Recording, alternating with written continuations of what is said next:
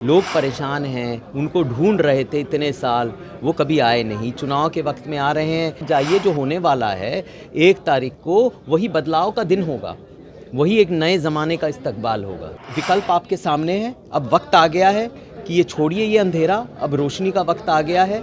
ये जीत जो होगी आपकी जीत होगी, एक नए सवेरे की जीत होगी, मेरी नहीं। मैं तो एक माध्यम हूँ।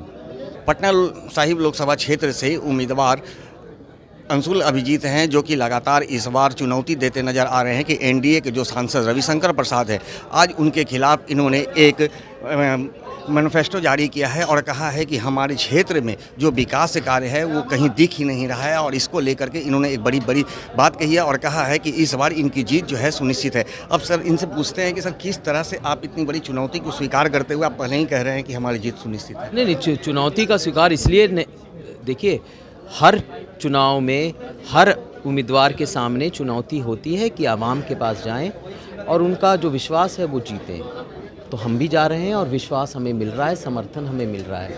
लेकिन सबसे बड़ी चुनौती है मेरे प्रतिद्वंदी जी के सामने, क्योंकि वो लोगों के बीच में तो कभी गए नहीं, उनका विश्वास तो जीता ही नहीं। लोग परेशान हैं, उनको ढूंढ रहे थे इतने साल, वो कभी आए नहीं। चुनाव के वक्त में आ रहे हैं, काले झंडे उनको मिल रहे हैं, वो वापस जा रहे हैं। हकीकत ये है। तो चुनौतियों की जब बात आती है तो उनसे पूछिए कि उनके सामने कितनी बड़ी चुनौती है।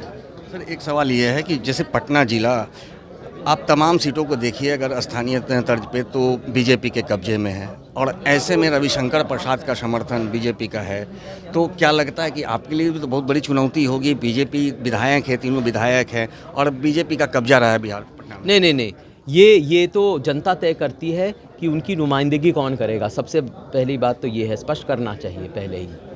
तो ये जनता बताएगी कि कौन अपना प्रतिनिधि किसको चुनना चाहते हैं।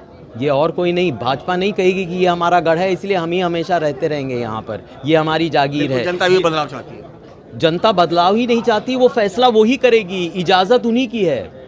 तो वो जब इजाज़त देगी कि रविशंकर जाइए, जो होने वाला है 1 तारीख को, वही बदलाव का दिन होगा, वही एक नए ज़माने का इस्तकबाल होगा। सर एक चीज़ हम लोग भी देखा है कि जब सर रोड पे हम लोग भी गए हैं, कई इलाकों का भ्रमण किया है और जो जनता के बीच का है, जनता के बीच से जो सामने बातें आ रही है वो आप जो कह रहे हैं वो सही में दिखने को मिल रहा है कि लोगों में आक्रोश है।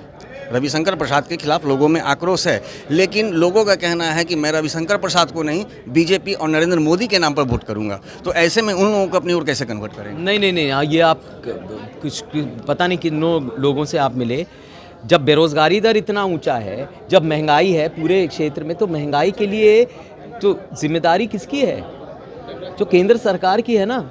आप जनता के बीच क्या मुद्दा लेकर के जा रहे हैं? भाई मेरे अपने भी सकारात्मक मुद्दे हैं, मेरी योजनाएं हैं, मैंने ये पूरा एक मैनिफेस्टो बनाया। यहाँ एक जो क्षेत्र है, यहाँ पर जो प्रखंड है, वहाँ की दिक्कतों को, परेशानी को लेके मैंने मुद्दे बनाए हैं।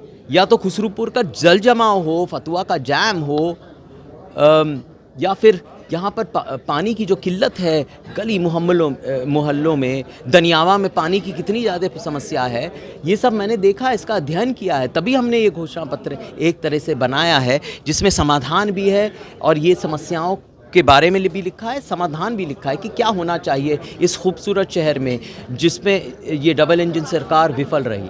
जनता से क्या अपील कर रहे हैं? जनता से अपील ये है कि विकल्प आपके सामने है। अब वक्त आ गया है कि ये छोड़िए ये अंधेरा, अब रोशनी का वक्त आ गया है। ये जीत जो होगी आपकी जीत होगी, एक नए सवेरे की जीत होगी, मेरी नहीं। मैं तो एक माध्यम हूँ, जीत उन्हीं की होगी।